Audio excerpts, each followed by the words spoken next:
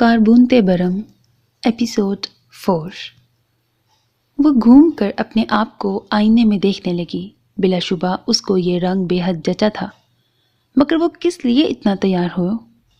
ایک نئی ذلت کے لیے جو اس کے بیچارے ماں باپ کو سامنا کرنا پڑے گا۔ اس کے لیے پسندیدہ نگاہیں بے معنی تھیں، مگر اس کے ماں باپ کے لیے ایک امید تھی، وہی امید جس نے بالآخر ٹوٹنا ہی تھا۔ گلے کے کونے کو تھوڑا سا کھینچتے ہوئے اسے اچانک سکندر کا خیال آیا تھا۔ وہ گمان تھا، مگر وہ اتنے قریب، اتنا اصلی کیوں محسوس ہو رہا تھا؟ شاید وہ اسے زیادہ سوچنے لگی تھی، اسی لیے اسے ہر طرف دکھائی دینے لگا تھا، مگر یہ تو سب افسانوی باتیں ہیں۔ ایسا کیسے ہو سکتا ہے؟ ضرور وہی ہوگا، لیکن کراچی میں کیا کر رہا ہے؟ سوچتے ہوئے اس نے اپنے ویلوٹ کپڑے کو چھوا اور گہرا سانس لے کر باہر نکلنے لگی۔ جب اس کے دروازہ کھولنے پر کوئی بہت پھرتی اور بڑی تیزی سے داخل ہوا۔ رمشا بدک کے پیچھے ہوئی۔ آنے والے نے تیزی سے دروازہ بند کر کے کنڈی لگائی اور مڑ کر دیکھا تو رمشا ایک دم اسے ساکت نظروں سے دیکھنے لگی۔ اسے لگا وہ بے ہوش ہو جائے گی۔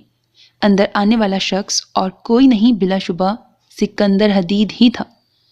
سکندر نے تیزی سے جیب سے گن نکالی، جبکہ دوسرے ہاتھ سے اس کا منہ بند کر کے اسے آئینے کے ساتھ لگایا۔ آواز مت نکالنا، نہیں تو 6 کی 6 گولیاں تمہارے اندر اتار دوں گا۔ چہرہ جھکا کر اس کے کانوں میں سرگوشی نما انداز سے کہتا وہ اسے وارن کر رہا تھا۔ رمشا کا پورا وجود ٹھہر گیا۔ ہاتھ اس کے لبوں سے ہٹاتا اس نے اتنے دھیان سے اس لڑکی کو نہیں دیکھا تھا۔ رمشا نے اسے سر تا پا دیکھا۔ آنکھیں کیا دل کو یقین نہیں آ رہا تھا، دشمن جاں اس کے سامنے موجود تھا۔ سکندر تھوڑا سا پیچھے ہوا کہ رمشا کا کام والے سوٹ میں اس کے بٹن الجھ گئے تھے۔ اس نے دھیان نہیں دیا تھا کیونکہ کال آنے پر اس نے جلدی فون کانوں سے لگا کر دھیمی آواز میں گرایا تھا، کمینوں کہاں دفع ہو گئے ہو؟ کب سے نمبر ملا رہا ہوں، مجھے خبر کرنا کہ وہ اس فلور سے غائب ہو گئے ہیں کہ نہیں ہوتے تو فوراً ان کی دم پکڑ کے یہاں سے گھسیٹو ان کو، وہ بھی جلدی۔ تیزی سے فون بند کر کے اس نے رمشا کا سفید پسینے سے بھرا چہرہ صرف اسے ٹکٹکی باندھے دیکھتے ہوئے پایا تھا۔ اس کا دیکھنا سکندر کو نہ جانے کیوں عجیب لگا۔ سنو لڑکی، میں جب تک یہاں سے نکل نہیں جاتا تم 1 انچ بھی نہیں ہلوگی۔ اگر ذرا سی بھی ہوشیاری کی تو اپنے انجام کی ذمہ دار صرف تم ہوگی۔ وہ جھک کر اس کی آنکھوں میں دیکھتے ہوئے گرایا تھا۔ رمشا کا چہرہ سرخ ہو گیا تھا۔ وہ سوچ نہیں سکتی تھی سکندر اس کے اتنے قریب ہوگا، جس کا تصور کچھ دیر پہلے اتنا ناممکن لگ رہا تھا۔ ابھی وہ اس کی سانسوں کو اپنے چہرے پہ محسوس کر سکتی تھی۔ اسے پتہ نہیں کیوں ڈر کے بجائے گھبراہٹ ہو رہی تھی۔ گھبراہٹ بھی شرم کے حوالے سے تھی، ورنہ اسے پتہ تھا وہ اسے کوئی نقصان نہیں پہنچائے گا۔ وہ ایک دم چونک گئی۔ نقصان نہ پہنچانے سے یاد آیا اس نے اسے پہچانا نہیں۔ کچھ تو یاد ہوگا، مگر وہ سمجھ سکتی تھی وہ اس وقت شاید کسی مصیبت میں ہے، اسی لیے زیادہ دھیان نہیں دیا ہوگا اس بات پر۔ دروازے پر ہوتی دستک سے رمشا اور سکندر دونوں اچھلے تھے، اور رمشا تو ایسے اچھلی کہ اس کا سر زور سے سکندر کی تھوڑی پہ جا کے لگا تھا۔ اف! مگر خود پہ قابو پاتے ہوئے اس نے تیزی سے رمشا کے لبوں پہ ہاتھ رکھا۔ مش، کپڑے چینج کیے ہیں نا؟ اس منحوس بھا کے سپنے میں تو نہیں چلی گئی ہو؟ باہر آؤ یار، بیڑا غرق کرے تیرا شیزا۔ سکندر نے زیادہ دھیان نہیں دیا تھا، مگر رمشا کا دل کیا سکندر کی گن کھینچ کر شیزا کو اڑا دے۔ یا اللہ پلیز اس نے دھیان نہ دیا ہو، پلیز پلیز پلیز۔ اس کو بولو تھوڑی دیر میں باہر آتی ہوں، ڈریس کا مسئلہ، کچھ بھی بولو، ہوشیاری نہیں۔ اس کو کہتے ہی سکندر نے اس کو آگے کرنے لگا، مگر پھر بٹن کا خیال آیا۔ لو جی، اب ایک اور امتحان، اب کیا کیا ہونا باقی رہتا ہے۔ بٹن سے نپٹنے کے بعد وہ بولے گی کیسے؟ کیا مصیبت ہے، کہاں پھنس گیا ہوں؟ غصے سے بڑبڑا کر اس نے گریبان کو زور سے جھٹکا۔ اس سے رمشا اس کے اور قریب ہوئی۔ خوف سے تو اس کی سانسیں رک گئیں۔ وہ ایک بار پھر ایسا کرنے لگا کہ رمشا نے اس کے ہاتھ کے اوپر اپنا ہاتھ رکھا۔ سکندر نے ایک دم اسے دیکھا اور چونک گیا۔ اسے لگا اس نے یہ چہرہ بہت پہلے کہیں دیکھا تھا۔ کانپتے ہاتھوں سے اس نے ہاتھ بڑی دلیری سے ہٹایا تھا، بڑی ہمت کی تھی۔ اب ایسی ہمت سے اس کے چھکے چھوٹ گئے تھے۔ دھاگے کو بٹن کے سائڈ سے نکالنے لگی۔ اس نے لب بہت زور سے دبا لیے۔ سکندر اس کے ایک ایک نقش کو غور سے دیکھنے لگا۔ دل اور دماغ نے کچھ کہا تھا۔ فون کی بیل پہ وہ ایک دم چونکا۔ دیکھا تو میسج آیا تھا، سب کچھ کلیئر ہونے کا سگنل دے دیا تھا۔ سکندر نے گہرا سانس لیا اور پھر اسے دیکھا۔ تم جا سکتی ہو، مگر میرے جانے کے بعد فوراً اس ڈریس کو تبدیل کرو گی۔ رمشا شکر کا سانس لے کر جانے لگی کہ سکندر نے اس کا بازو تھام کر بڑے عجیب سے لہجے میں کہا تھا، فوراً کا مطلب فوراً۔ اتنا کہہ کر اس نے کنڈی کھول دی۔ اس بات کا کیا مطلب تھا؟ مگر یہ سوچنے کا وقت نہیں تھا۔ وہ تیزی سے نکل پڑی۔ لو، اب آ رہی ہو؟ مجھے لگا محترمہ بے ہوش تو نہیں ہوگی، ابھی اسٹاف کو بلانے لگی تھی۔ ہائے اللہ، میں مر گئی، تم اتنی پیاری لگ رہی ہو، اور یہ بھاری بھی کتنا ہے، تمہیں کافی مشکل ہوئی ہوگی، مجھے تمہاری نظر اتارنی پڑے گی۔ توبہ، ہر کسی کی نظر تم پر اٹھے گی، تم دیکھنا۔ رمشا نے خود کو بڑا کمپوز کیا، مگر دل ایسے لگا تھا کہ پھٹ کر باہر آ جائے گا۔ سب بہت عجیب تھا، مگر ہو رہا تھا۔ ارے تم اتنا سرخ کیوں ہو گئی ہو؟ سانس بھی کیوں پھول رہا ہے؟ عموماً تو میڈم آنکھیں گھماتی ہیں۔ ایک دم رمشا کو سکندر کا خیال آیا، وہ کیسے یہاں سے نکلے گا؟ مڑ کر دیکھا تو حیرت کی انتہا تھی۔ گلاس ڈور کھول کر باہر نکل رہا تھا، کسی کا دھیان اس کی طرف نہیں تھا۔ وہ کیسے کر لیتا ہے آرام سے اندر باہر آنا جانا؟ الجھ کر ارد گرد دیکھ کر پھر وہ اس طرف دیکھنے لگی جہاں سے وہ غائب ہو چکا تھا۔ فوراً کا مطلب فوراً۔ ایک دم اس کی بات پہ وہ تیزی سے چینجنگ روم گئی تھی۔ ارے بھاگ گئی یہ لڑکی، دوسرا سوٹ تو لے جاتی۔ N5 ہائی وے میں پکڑے جانے والی منشیات کی مالیت پورے 2 کروڑ کی ہے۔ جی ہاں ناظرین، پورے 2 کروڑ کی۔ بینکاک سے اسمگل کی گئی ڈرگز بڑے پیمانے پہ لاہور میں بیچی جانے والی تھی، مگر ہماری بہادر فورس۔ والیوم کو کم کرتے ہوئے سکندر نے سب کو دیکھا تھا۔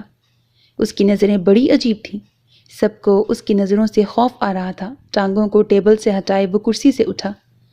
سارے ایک دم الرٹ ہو گئے۔ چلتے ہوئے وہ ٹی وی کی طرف آیا۔ ٹی وی پہ ڈرگز کی تصویر کے ساتھ ساتھ پکڑے جانے والے شخص کی شکل دکھائی دی۔ اس کے ساتھ ہیڈ لائنز میں یہ لکھا جا رہا تھا کہ ذرائع کے مطابق اس اسمگلنگ کے پیچھے سکندر بھا کا ہاتھ تھا، مگر تفتیش سے معلوم ہوا کہ سکندر حدید کا اس میں کوئی ہاتھ نہیں ہے۔ ایک دم سب کے جھکے ہوئے چہرے سکندر کے کہکہے سے اٹھے تھے، اور وہ حیرت سے سکندر کو تکنے لگے جو کھل کر ہنستے ہوئے تالی بجا رہا تھا۔ پھر مڑ کر انہیں دیکھا تو بولا، کیا ہوا؟ تم لوگ سب اتنے چپ کیوں ہو؟ ہنس کیوں نہیں رہے؟ اس بات پہ تو جشن ہونا چاہیے۔ اب انہیں سمجھ نہیں آئی کہ آیا سکندر نے تنزیہ طور پہ کہا تھا یا سچ مچ اسے اپنی ناکامی کی اتنی خوشی ہے۔ کچھ بعید نہیں تھا اس بہا سے۔ اس سے پہلے کوئی کہتا دروازہ کھولے ایس پی حنان اندر داخل ہوا۔ وہ اس وقت عام حلیے کی بجائے یونیفارم میں ملبوس تھا، لگتا تھا سیدھا تھانے سے آیا تھا۔ سکندر، یہ کیا ہے؟ تم نے اینڈ ٹائم پہ جہانگیر کو کیوں کہا کہ وہ اس ٹرک کو رکوائے اور انہیں پکڑے؟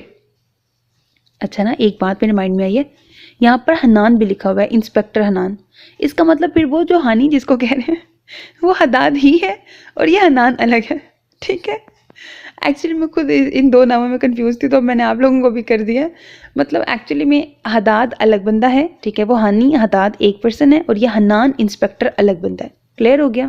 چلو اب آگے بڑھتے ہیں۔ اب کی بار سب کو اس بات پر جھٹکا لگا، سوائے سکندر کے جو اطمینان سے مسکراتے ہوئے سیٹی بجا کر ٹی وی کو دیکھ رہا تھا، کیونکہ مجھے یہی تو کرنا تھا۔ تو پھر اس سے پہلے کہ حنان اپنی بات مکمل کر پاتا، سکندر فون بیل کی آواز پر چونکا۔ جاوید نے اس کا فون پکڑایا۔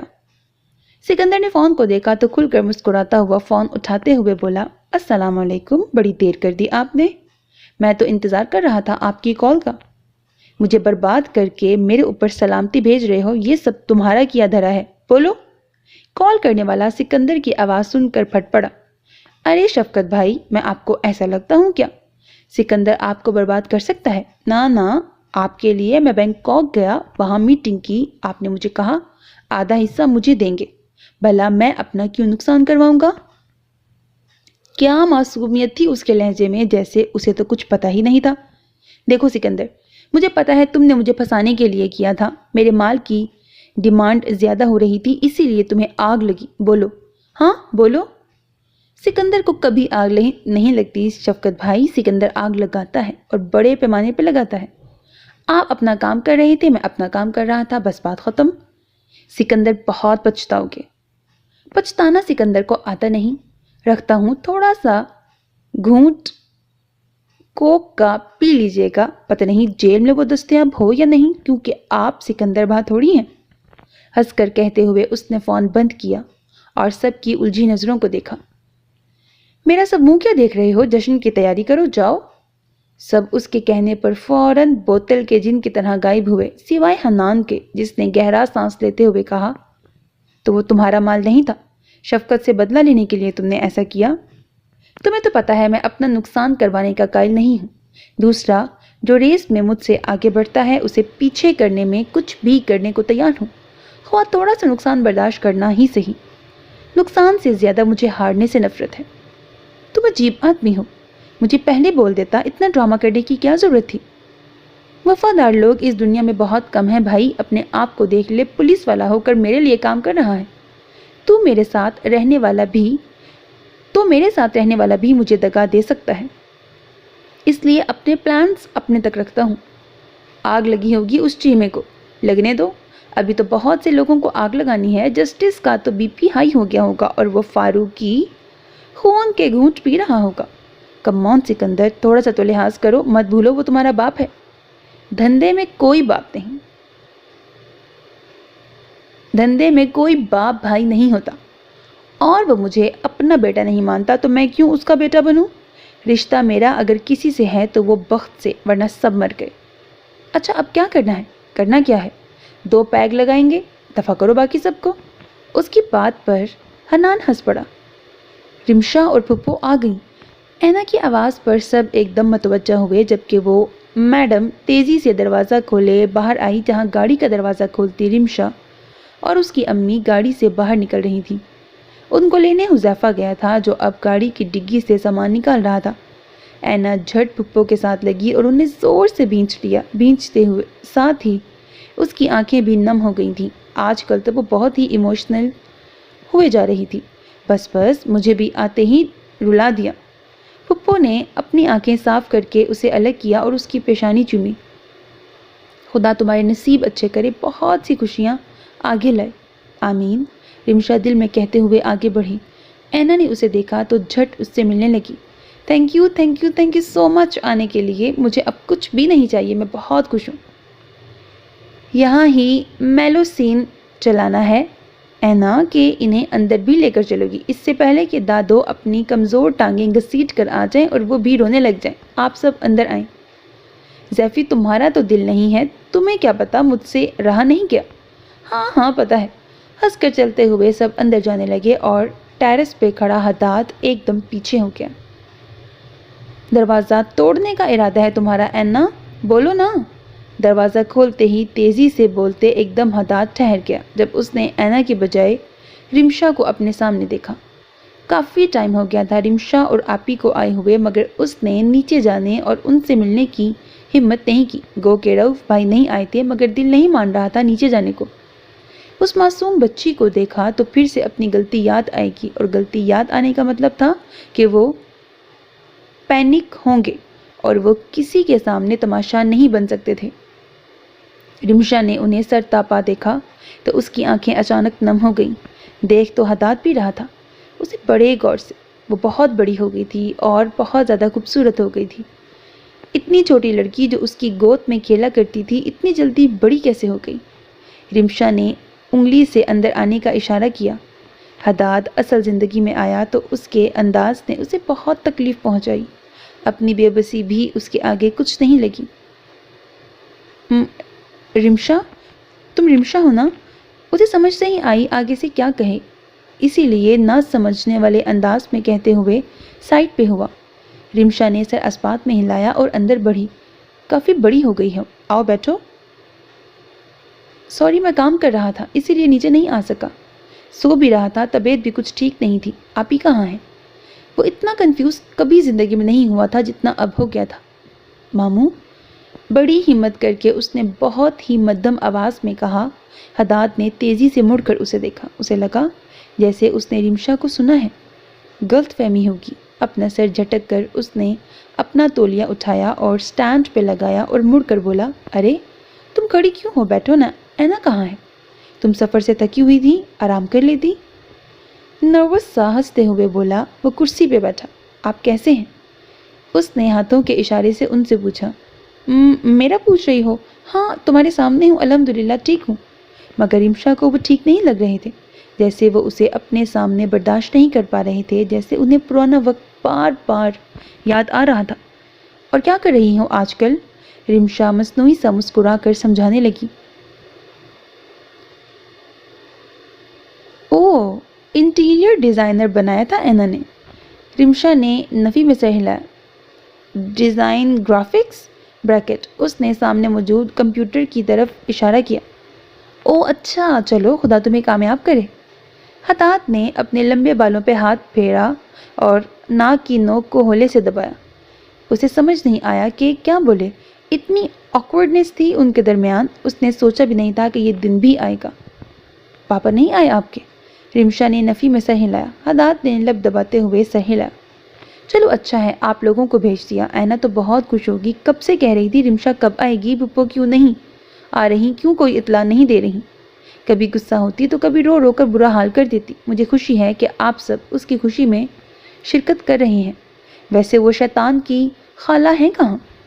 شیطان کا نام لیا اور شیطان حاضر۔ کیا بات ہو رہی ہے ماموں بانجی میں؟ ہائے چاچو، آپ نے مجھ سے اتنی طویل گفتگو نہیں کی۔ I am getting jealous. اور یہ میڈم آپ کو سمجھا کر تھک تو نہیں گئی ہوں گی؟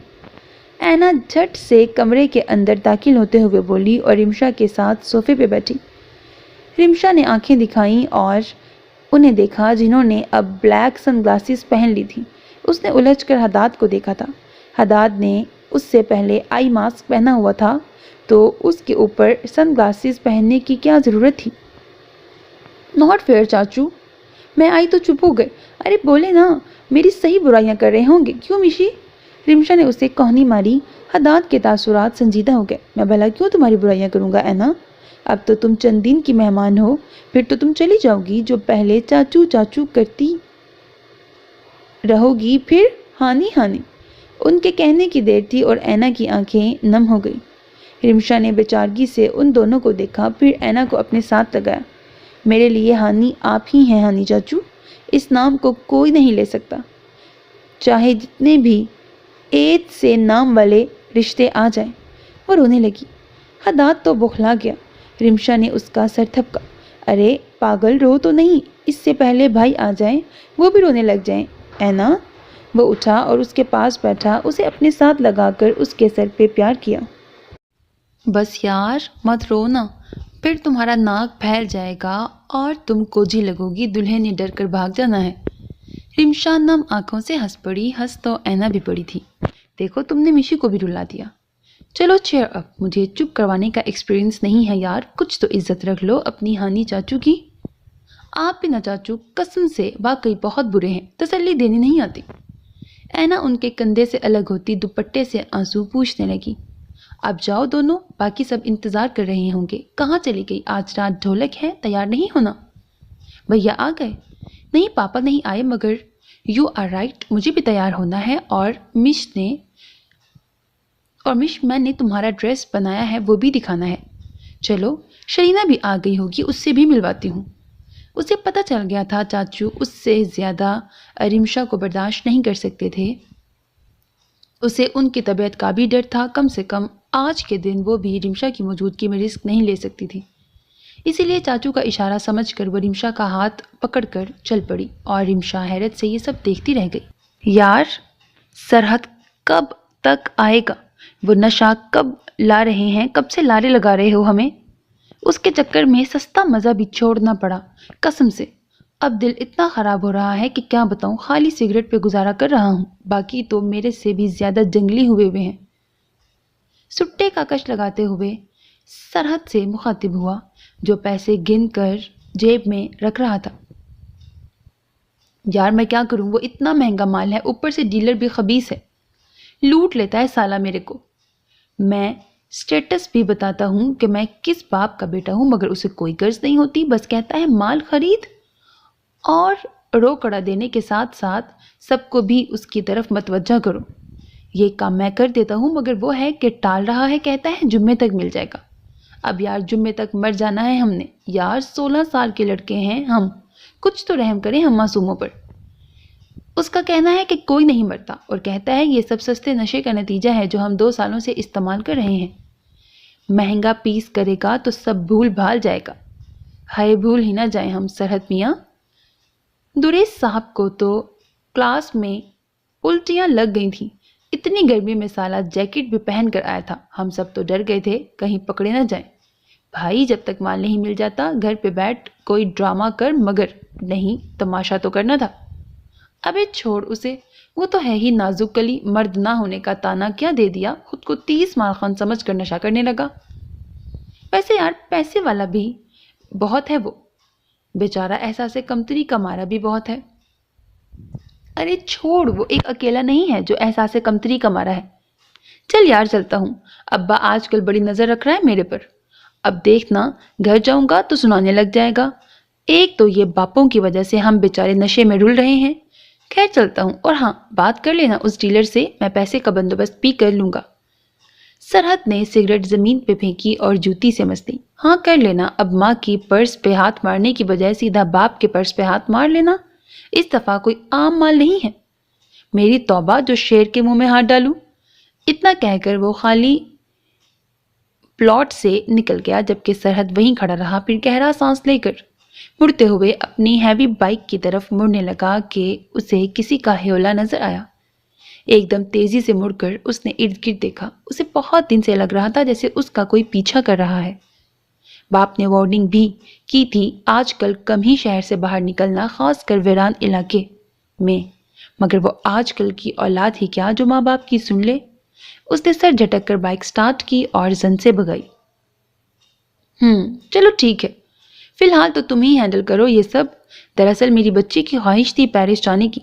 ہاں تمہیں تو پتا ہے انکار نہیں کر سکتا، اسے 3 دن کا ٹرپ ہے، واپس آ جاؤں گا، ایوری تھنگ انڈر کنٹرول ہونا چاہیے، مجھے وہاں خبر ملتی رہے۔ اس کی فکر مت کرو، میں سنبھال لوں گا، ابھی اس وقت میں آرفانیج آیا ہوں، اپنا کام کر کے بات کرتا ہوں۔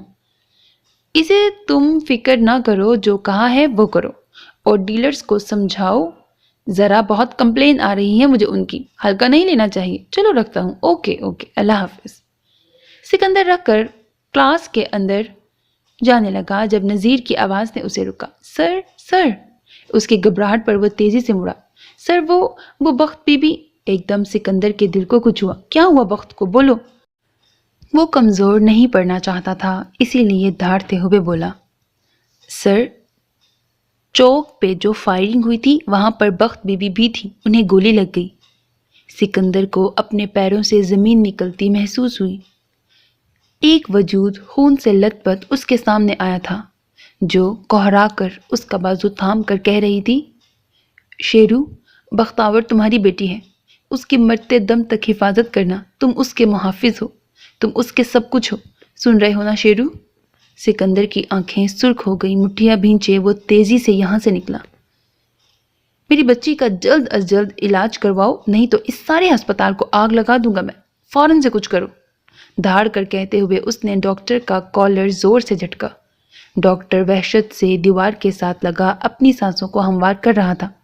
سر دیکھیے میرا یہ کام نہیں ہے، اور دوسرا ساری ڈاکٹرز ہڑتال پر ہیں۔ سکندر نے آگے بڑھ کر اسے در پہ در تھپڑ لگائے۔ کسی بھی سرجن ڈاکٹر کو فوراً بلاؤ، منہ مانگی قیمت دوں گا، اگر میری بچی کو کچھ ہوا تو پورے ملک میں ایک ڈاکٹر بھی زندہ نہیں بچے گا، سمجھے تم؟ اس کا جبڑا پکڑے وہ کسی بیسٹ سے کم نہیں لگ رہا تھا۔ حنان دوڑتے ہوئے اسے دیکھ چکا تھا اور چلتے ہوئے اس کی طرف آیا۔ ڈاکٹر نے دور سے پولیس آفیسر کو دیکھ لیا تھا، اس نے غنیمت جانا کہ اس طرح سکندر سے بچ جائے گا، مگر اس کی غلط فہمی تھی۔ سکندر بخت کیسی ہے؟ سکندر نے مڑ کر سرخ آنکھوں سے اسے دیکھا تو غصے سے اس کے جبڑے پہ مکہ مارا۔ اسے اس وقت کسی چیز کے بارے میں ہوش نہیں تھا، یاد تھا تو صرف اس کی بخت اور کچھ نہیں۔ تم سالوں نے فائرنگ کروائی تھی، بولو تم حرام خوروں کی وجہ سے میری بخت زندگی اور موت کی جنگ لڑ رہی ہے، کیا کروں میں تم سب لوگوں کا؟ ڈاکٹر حیرت سے یہ سب منظر دیکھ رہا تھا۔ حنان نے زور سے اپنا جبڑا پکڑا اور کوہرایا، مگر سنبھلتے ہوئے تیزی سے اٹھا۔ اس میں میرا قصور نہیں ہے، ساری روڈز بلاک کی ہوئی تھیں، ڈاکٹرز نے دنگا فساد پھیلا رہے تھے، پتھراؤ ہو رہے تھے، پولیس نے بس کنٹرول کرنے کے لیے فائرنگ کروائی تھی، اور ہمارا اسٹیشن نہیں تھا۔ یہ مین آفس سے آرڈر آئے ہوئے تھے کہ اس طرح انہیں روکا جائے۔ قصور تو تمہارے ڈرائیور کا ہے، مت اس راستے پر لے کر جاتا، اس کا تو میں وہ حشر کر چکا ہوں، مگر مجھے اس وقت ڈاکٹر چاہیے، ورنہ میں نے سب کو چیر پھاڑ کے رکھ دینا ہے۔ وہ زور سے چلایا، اس کے چلانے پر آس پاس کے تماشائی بھی کانپ اٹھے، کہیں ان کا وہ حشر نہ کر دے۔ سنو، تم ڈاکٹر ہو تو علاج کیوں نہیں کرتے؟ پیشنٹ کی جان خطرے میں ہے اور یہاں کھڑے بحث کر رہے ہو اس سے؟ حنان سکندر کو ہٹاتا ڈاکٹر سے سنجیدگی سے بولا۔ ڈاکٹر اسے سمجھانے لگا اور سکندر اندر وارڈ میں داخل ہوا تھا جہاں بخت کو شفٹ کیا گیا تھا۔ آکسیجن ماسک لگے وہ بمشکل سانسیں لے پا رہی تھی۔ ایک گولی اس کے کندھے کو چھو کر گزری تھی اور دوسری بغل کے کونے میں جا کر لگی تھی۔ سکندر کو تو اس کو دیکھ دیکھ کر وحشت ہو رہی تھی۔ گولی تو اتنی زیادہ گہرائی میں نہیں گئی تھی، بروقت نکلوا دی گئی تھی۔ سکندر کی دہشت کی بدولت سب کچھ ہو گیا تھا، مگر سٹیچز صحیح سے نہیں لگے تھے۔ بخت ابھی تک بے ہوش تھی، سانسیں بھی اس کی بار بار اکھڑ رہی تھیں۔ اب جس ڈاکٹر کی ضرورت تھی وہ ہڑتال پر تھا۔ سکندر نے سر تھام کر اسے بڑی بے بسی سے دیکھا۔ وہ اس کی حفاظت صحیح سے نہیں کر سکا، اس سے بہت بڑی غلطی ہو گئی۔ سکندر، نذیر ڈاکٹر ہمدان کو لے آیا ہے، وہ بخت کو ٹریٹ کریں گے، اس نے تسلی دی ہے۔ گولی نکل گئی تو ٹینشن کی کوئی بات نہیں۔ دروازہ کھولے تیزی سے حنان اندر داخل ہوا اور سکندر کو اطلاع دی۔ سکندر نے شکر کا سانس دیا۔ تو بلاؤ اسے جلدی، اسے بولنا کوئی کوتاہی نہیں ہونی چاہیے، جلدی سے میری بخت آنکھیں کھولے۔ تم میرے ساتھ باہر آؤ، مجھے ان پولیس والوں کے ناموں کی لسٹ دو اور کمینے ڈاکٹروں کی بھی، ان کی کفن کا بندوبست کروں میں۔ حنان آگے سے بولنا چاہتا تھا، مگر سکندر کی حالت بھوکے شیر جیسی تھی اور اسے اس وقت چھیڑنا مناسب نہیں تھا۔ یہ تو بہت برا ہوا، بچی کو گولی نہیں لگنی چاہیے تھی۔ تم سے کہا تھا کہ بس گاڑی پہ فائرنگ کرنا اور ڈرائیور کو زخمی کر دینا۔ سکندر کے لیے اتنا اشارہ کافی تھا۔ خیر، کچھ اطلاع ہے اس بچی کے بارے میں؟ ٹھیک ہے، چلو اچھا ہے۔ فاروق کو نہیں بتایا؟ وہ تو بہت غصے میں ہوگا، بے شک اسے سکندر سے نفرت ضرور ہے، مگر بچی سے اس کی کوئی دشمنی نہیں ہے۔ اب دیکھو، میرا بھی قیمہ نہ بنائے۔ سکندر سے ڈرنے کی ضرورت نہیں ہے، فاروق نے وعدہ کیا ہے کہ اول تو پتہ لگنے نہیں دے گا، اور اگر پتہ چل بھی گیا تو وہ مکمل حفاظتی اقدامات کرے گا تمہارے حوالے سے، بالکل بے فکر ہو جاؤ۔ نہیں، جسٹس صاحب کو نہیں پتا، انہوں نے تو اس بات پر فاروق کو بھی نہیں بخشا، فاروق نے نہیں بخشنا، فاروق نے سختی سے تائید کی ہے۔ یہ بات کسی بھی طرح ابو کو نہیں پتہ لگنی چاہیے۔ ہاں، گڑبڑ ہو جائے گی۔ سکندر سے کیوں ڈر رہے ہو؟ کچھ نہیں کرے گا۔ سکندر تو بیٹا تیرا ابھی بہت کچھ کرے گا۔ ایک دم کسی کی آواز پر نوید تیزی سے مڑا۔ اس نے دیکھا بلو شلوار قمیض کے اوپر کالی جیکٹ پہنے خطرناک تاثرات لیے سکندر آگے بڑھا۔ ایک دم نوید کو لگا اس کے سامنے جیسے موت کا فرشتہ آ گیا ہو۔ سکندر اس پر جھپٹا تھا۔ تو وہ تھا جس نے میری بچی کو گولی ماری تھی۔ بول نہیں تو تیری زبان کاٹ کر کتوں کو کھلا دوں گا۔ سکندر نے اس کی گردن کو پکڑے زور سے دباتے ہوئے اس کو دوسرے ہاتھ سے تھپڑ مارتے ہوئے دھیمی مگر خطرناک لہجے میں کہا تھا، سکندر بھا۔ ایک مکہ اس کی ناک پہ زور سے پڑا۔ سکندر نے دور زور سے پھینکا۔ وہ شیشے کے ٹیبل پہ جا کر گرا۔ وہ اس وقت کلب میں موجود تھا، اپنی موج مستی میں گم تھا، جب اچانک کال پر وہ اٹھ کر کونے میں چلا گیا اور بات کرنے لگا۔ ابھی اس کا کال بند کر کے فاروق کو اطلاع دینے کا ارادہ ہی تھا کہ سکندر کی آواز نے اس کے ہوش ہی اڑا دیے۔ وہ سوچ نہیں سکتا تھا کہ سکندر اتنی جلدی اس تک پہنچ جائے گا۔ اب تو اسے اپنی موت کچھ فاصلے پہ ہی نظر آ رہی تھی۔ شیشے کا ٹیبل ٹوٹ گیا، اس کے سر میں کانچ کے ٹکڑے جا گھسے تھے۔ وہ تکلیف سے بلبلا اٹھا۔ مجھ سے پنگا لیا ہے نا تو نے؟ تجھے لگا تو بچ جائے گا؟ بیٹا، تو جس ملک کے کونے میں بھی چھپا ہوگا، میں نے تجھے ڈھونڈ لینا تھا۔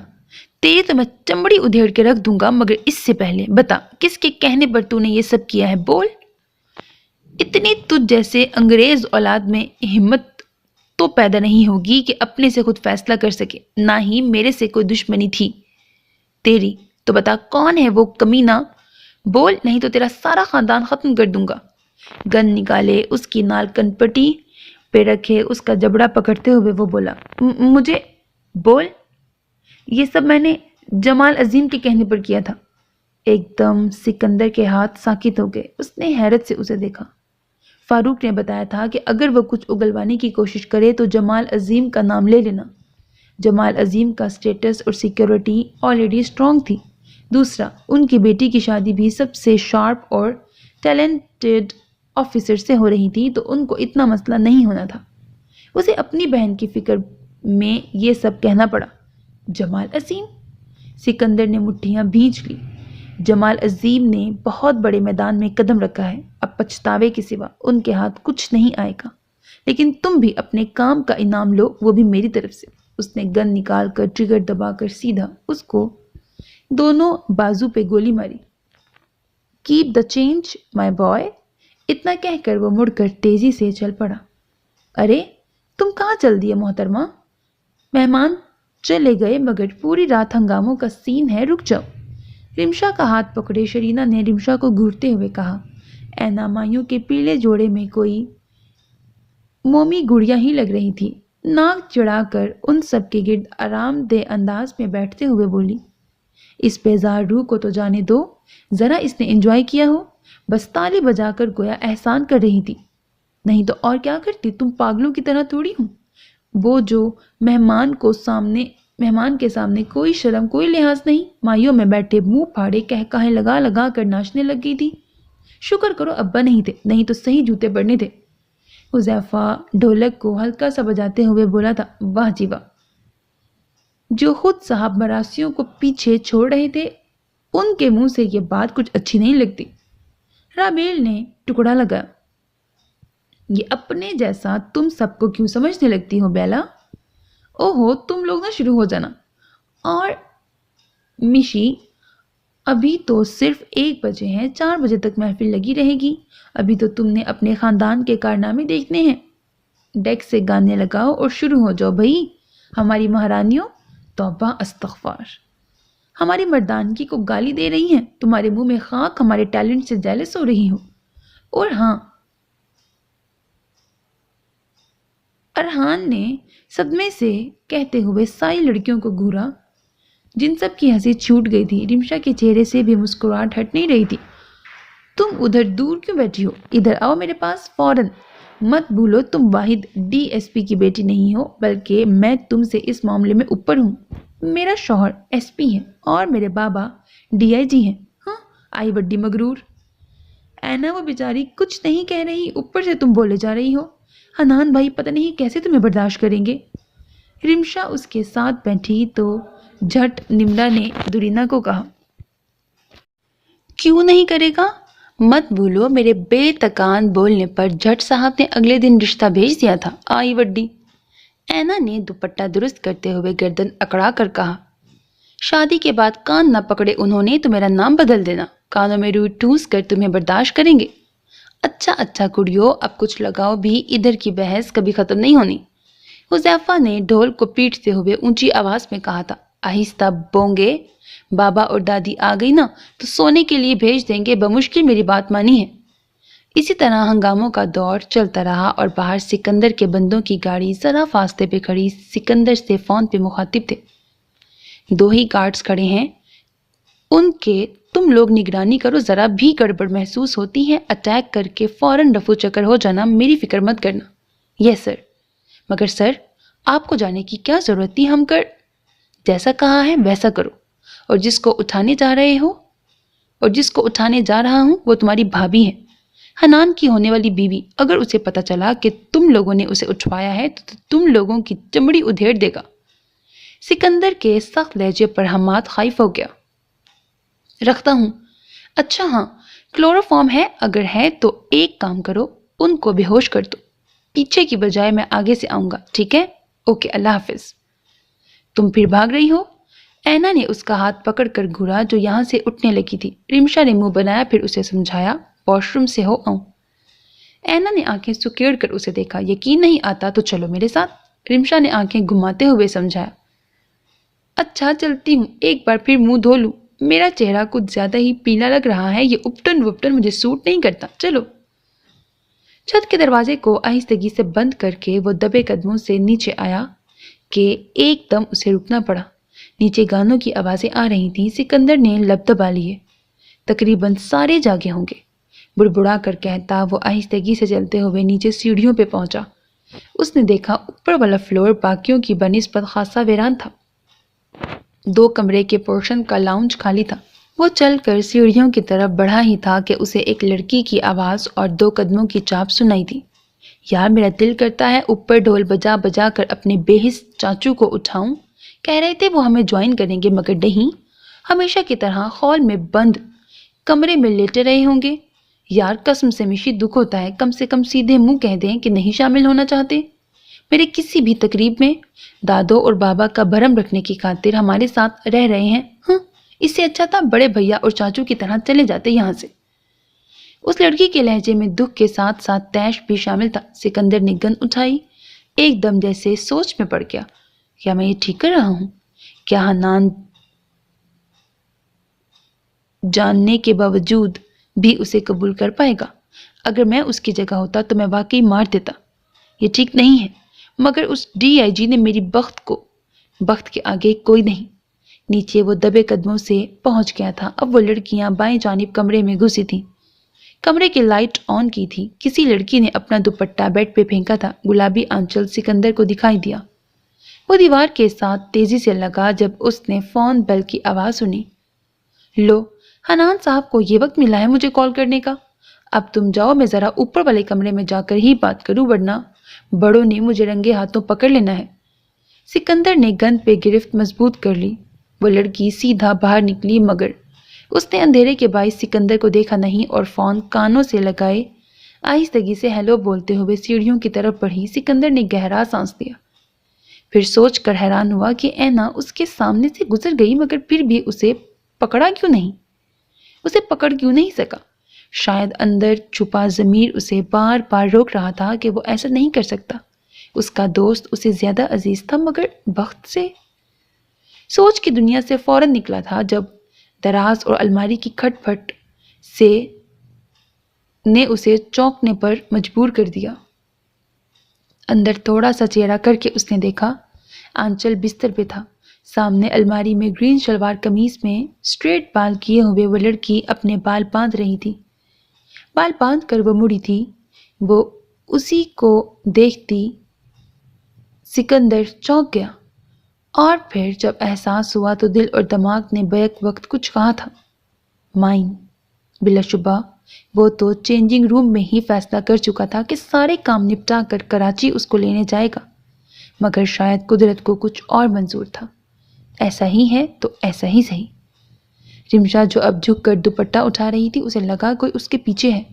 وہ ایک دم تیزی سے مڑی تھی کہ سکندر نے گلوز پہنے ہاتھ اس کے لبوں پہ رکھے اور دوسرا بازو اس کے گرد پھیلا کر گرفت مضبوط کر دی۔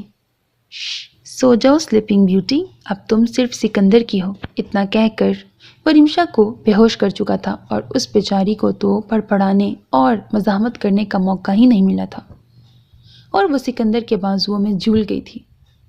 صاحب جی، اس لڑکی نے کمرے کا حشر بگاڑ دیا ہے۔ اوپر سے جب ان کے لیے ناشتہ لے کر گئی تو ٹرے اٹھا کر سیدھا دیوار پہ پھینک دی۔ آپ نے کہا ناشتہ کھلا کر ہی میرے پاس آنا، مگر صاحب جی تیسری بار گئی ہوں، منہ سے بولی کچھ نہیں مگر بار بار کھانا پھینکی جا رہی ہیں وہ۔ با کے پاس مسئلے مت لے کر آیا کرو، تم کتنی دفعہ کہا ہے میں نے، نہیں کھاتی تو تھپڑ جھاڑ دو۔ کیوں بھا، تم سے کسی نے مشورہ مانگا ہے؟ سکندر پیلے گوگلز اور ہیڈ سیٹ ٹیبل پہ پھینکتا تیز لہجے میں بولا۔ ناصر نے سر جھکا لیا۔ Sorry sir. اور بات سنو، تم سب لوگ میری وہ تمام لوگوں کی اور بات سنو میری تم سب لوگ وہ تم لوگوں کی نئی مالکن یعنی کہ میری بیوی، اس کی عزت اور احترام میں کوئی کوتاہی کرو گے تو سمجھو میری عزت میں کوتاہی کرو گے، سمجھے؟ سب لوگوں کے منہ اس بات پر حیرت سے کھل گئے، کہاں بھا لڑکیوں کو دیکھنا تو دور، نام سنتے ہی بھاگتے تھے۔ اور ہاں، کیا کہہ رہی تھی لڑکی؟ وہ مالکن ہے، بڑی بیوی، بولو۔ ٹرے تیار کرو، میں وہاں پر جا رہا ہوں۔ جی صاحب۔ وہ سر کو خم دیتے ہوئے واپس مڑ گئی۔ دروازہ آہستگی سے کھولتا ہوا وہ اندر داخل ہوا۔ جیسا سوچ کر آیا تھا ویسا ہی کمرے کی حالت تھی، اور وہ لڑکی زمین پہ بیٹھی گھٹنوں پہ سر رکھے شاید رو رہی تھی، کیونکہ اس کا جسم جھٹکے کھا رہا تھا، مگر آواز سنائی نہیں دے رہی تھی۔ سکندر کو سمجھ نہیں آئی آگے کیا کرے۔ آیا دھاڑ کر اسے ڈرائے یا نرمی سے اس کے پاس جا کر اس کا دل صاف کرے؟ اسے یہ دونوں کام اس وقت ناممکن لگ رہے تھے۔ داڑھی پہ ہاتھ پھیرتے ہوئے اس نے فی الحال گلا کنکار نہیں بہتر سمجھا، جس پر رمشا چونکی، مگر اس نے سر نہیں اٹھایا۔ اپنے گھر کو ایسے سنوارو گی لڑکی؟ کمرے کا تو نقشہ ہی بدل دیا ہے محترمہ آپ نے۔ کانچ کے ٹکڑے کو بھاری بوٹوں سے رونتا ہوا وہ اس طرف آیا جہاں وہ اس کے قدموں کی چاپ سنتے ہی دور ہٹنے کے بجائے وہیں بیٹھی رہی۔ اس نے اپنے بازو کو سختی سے تھام لیا تھا۔ وہ نہیں ڈرے گی اس سے، اگر ڈرے گی تو وہ شیر ہو جائے گا، اسے کمزور سمجھ کر اس کے ساتھ کھیلے گا۔ اس نے کبھی سوچا نہیں تھا کہ اس کا رکھوالا اس کی عزت کا جنازہ نکالے گا۔ اس کے امی ابو تو جیتے جی مر گئے ہوں گے۔ وہ اس کے سامنے گھٹنے کے بل جھکا، اس وقت وائٹ ٹی شرٹ اور بلو جینز میں ہمیشہ کی طرح چارمنگ بیسٹ لگ رہا تھا۔ میں جانتا ہوں کہ تمہیں میرے اس وقت مجھ سے سخت نفرت ہو رہی ہوگی، ظاہر ہے ایسے بلا کوئی اٹھا کر لاتا ہے کیا؟ شریفوں کی طرح عزت سے ہاتھ نہیں مانگ سکتا، مگر پرنسس، شرافت میری صفت میں نہیں ہے، اسی لیے بریکٹ۔ اس نے رمشا کے بالوں کی لٹوں کو اپنی انگلی کی لپیٹ میں لیا۔ رمشا کا دل کر رہا تھا ایک مکہ اس کے خوبصورت چہرے پہ دے مارے۔ بہت سے آنسو اس کی آنکھوں میں جمع ہو گئے تھے۔ اسے سکندر سے زیادہ خود سے، اپنے دل سے نفرت ہو رہی تھی، اس لیے ایسا کرنا پڑا، مگر تم فکر نہ کرو، ہر کوئی تمہاری عزت کرے گا۔ پورا شہر کیا، پورا ملک تم پر آنکھ اٹھانے کی جرات نہیں کرے گا، کیونکہ تم اب میری ہو، اور ایک بار سکندر دل سے فیصلہ کر لیتا ہے تو وہ مرتے دم تک نبھاتا ہے۔ رمشا نے اس کی بات پر تیزی سے سر اٹھایا۔ سرخ غصیلی نظروں سے اسے تکتے ہوئے اس نے اپنے بہتے ہوئے آنسوؤں کو زور سے رگڑ کر صاف کیا۔ سکندر ایک بار پھر اس کے چہرے کو دیکھ کر ٹھہر گیا، پھر دل ہی دل میں جھنجھلا رہا تھا۔ ایسی بے اختیاری اسے اچھی نہیں لگ رہی تھی، اس سے وہ بار بار کمزور پڑ جائے گا، اور کمزوری سے سکندر کو سخت نفرت تھی، لیکن کچھ تھا اس لڑکی کے چہرے پر جس پر وہ بڑا فیصلہ کرنے کے لیے تیار ہو گیا تھا، جو فیصلہ وہ زندگی کے کسی بھی موڑ پہ کرنے کو تیار نہیں تھا۔ اچانک ہی اس لڑکی کے چہرے نڈر انداز نے اس سے کروا دیا۔ یہ لڑکی بہت خاص تھی، سکندر کے دل جیتنے والی کوئی عام تھوڑی ہی ہوگی۔ سکندر نے خود پہ قابو پاتے ہوئے سنجیدگی سے کہا تھا، تمہارا نام کیا ہے؟ دورینا عظیم کی کیا لگتی ہو؟ اب کی بار رمشا کی آنکھوں میں الجھن در آئی۔ ایسے کیا دیکھ رہی ہو؟ کیا فارسی میں بات کی ہے؟ فارسی رمشا کو آتی تھی، مگر وہ اس وقت یہ کہنے کی پوزیشن میں نہیں تھی۔ اس کے کچھ نہ کہنے پر سکندر نے گہرا سانس لیا۔ نام بتاؤ، ورنہ بنا نام کے نکاح تو نہیں ہو سکے گا، اور ہاں، اپنے ابو کا بھی بتانا۔ اب کی بار رمشا کے سر پہ بوم گرا۔ نکاح؟ وہ بھی سکندر سے؟ حیران کیوں ہو رہی ہو؟ اپنی عزت بنا رہا ہوں، بولا تھا نا میں نے، تمہاری عزت میں کوتاہی نہیں آنے دوں گا۔ اف، یہ الفاظ اگر پہلے کہے ہوتے تو وہ خود کو ہواؤں میں اڑتا محسوس کرتی، مگر اب یہ لفظ کوڑے کی طرح لگ رہے تھے۔ بابا کا جھکا سر بار بار آنکھوں کے سامنے سے گزر رہا تھا۔ کسی کے سخت ہاتھ نے اس کی تھوڑی کو پکڑا۔ اس نے دیکھا تو سیاہ کالی آنکھیں اس کی طرف دیکھ رہی تھیں، اور ان آنکھوں میں جنون کے سوا کچھ دکھائی نہیں دیا تھا۔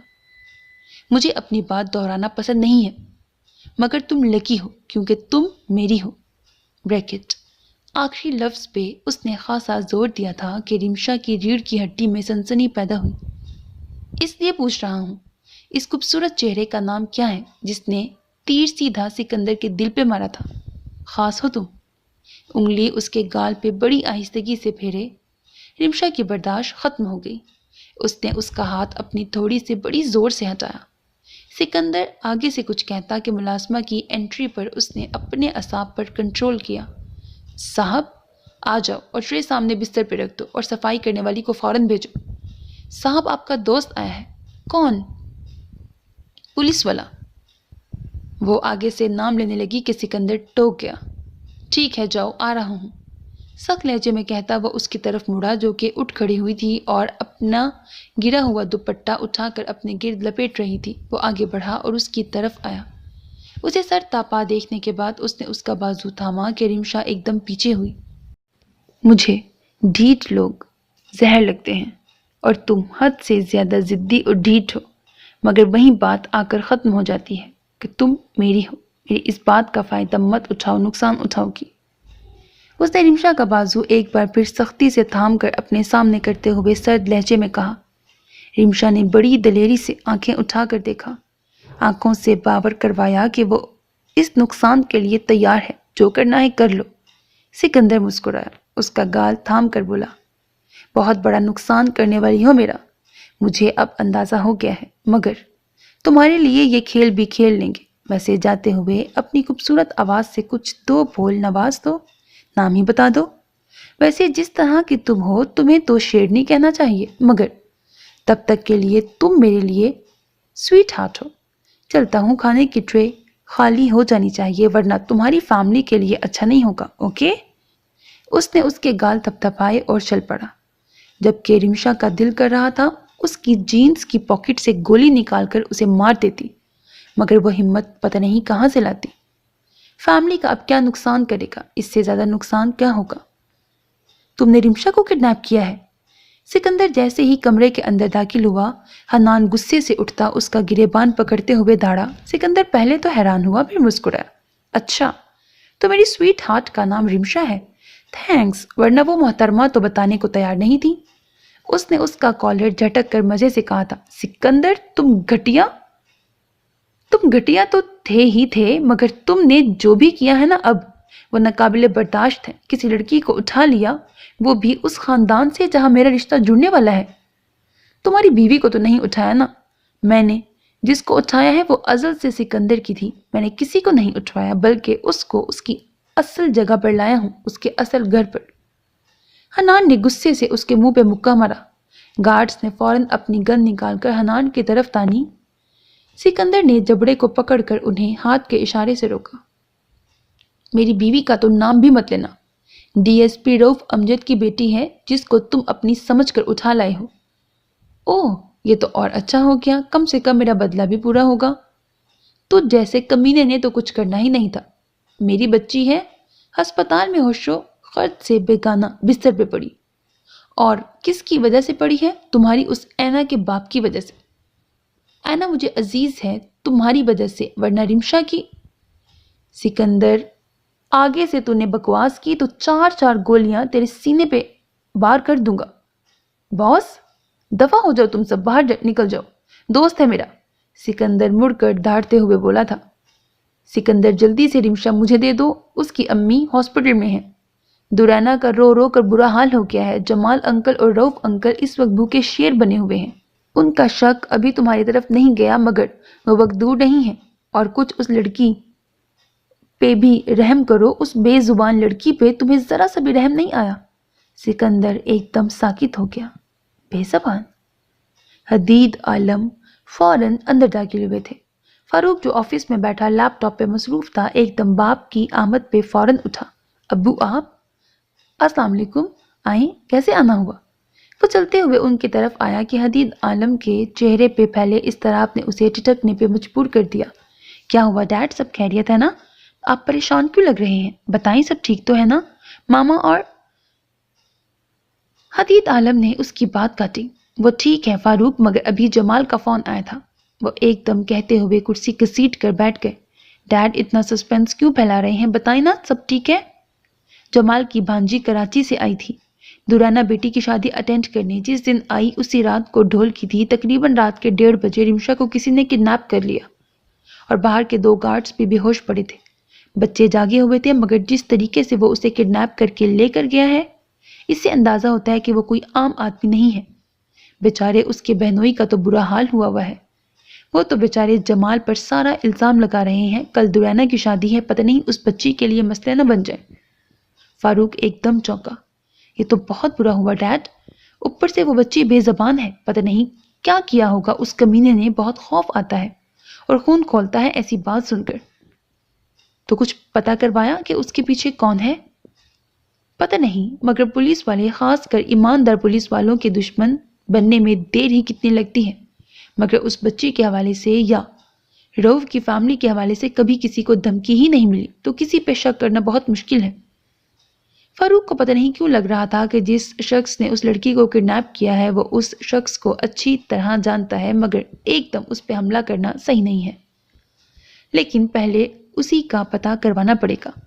آپ فکر نہ کریں ڈیڈ، ان کا داماد حنان ہے نا، وہ تو لاسٹ میں کچھ کرے گا۔ میں بھی کچھ لوگوں سے بات کرتا ہوں، بے شک ایک وکیل ہوں، مجھے ہائر کیا جاتا ہے کہ لوگوں کے حق کے لیے لڑوں، مگر انصاف کے لیے میں آواز ضرور اٹھاؤں گا۔ ایک کام کرتے ہیں، ان کے گھر چلتے ہیں، تب تک میں اپنے بندوں کو بھی بلاتا ہوں۔ واقعی شادی والا گھر ہے، جلد از جلد مسئلے کا حل نکالتے ہیں۔ حدید عالم سوچ میں گم تھے جب فاروق کی آواز سے واپس دنیا میں آئے۔ چلو، لیکن فاروق، کہیں اس سب کے پیچھے وہ تو نہیں ہے جو میں سوچ رہا ہوں؟